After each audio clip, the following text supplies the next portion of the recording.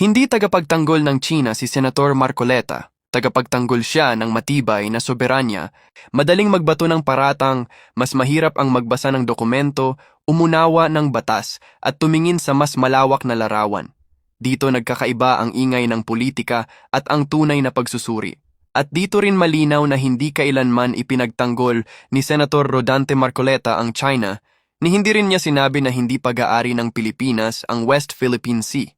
Malinaw ang kanyang paninindigan, atin ang West Philippine Sea, ngunit hindi siya kontento sa isang panalong papel lamang.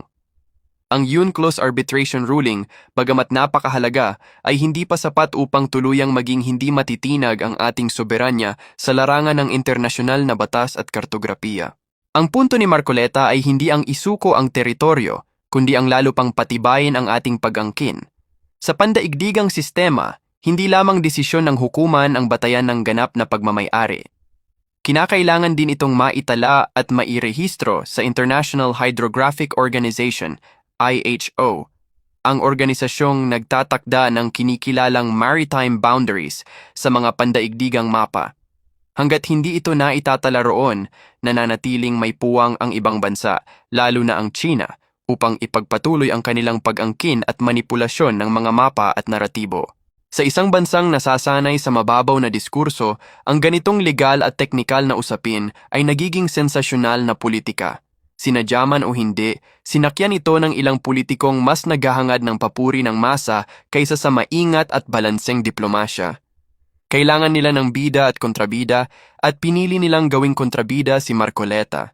Bakit? Dahil mas madaling magmukhang makabayan kung sisigaw ng China ang kalaban kaysa amining may kakulangan pa sa mga hakbang upang tuluyang maikandado ang ating teritoryo sa pandaigdigang record. Mas madaling mag-post ng bandila kaysa magtrabaho sa masalimuot at tahimik na larangan ng maritime law at international registration. Hindi popular si Marcoleta sa ganitong eksena dahil hindi siya nagbebenta ng ilusyon. Ang kanyang mensahe ay simple ngunit mabigat.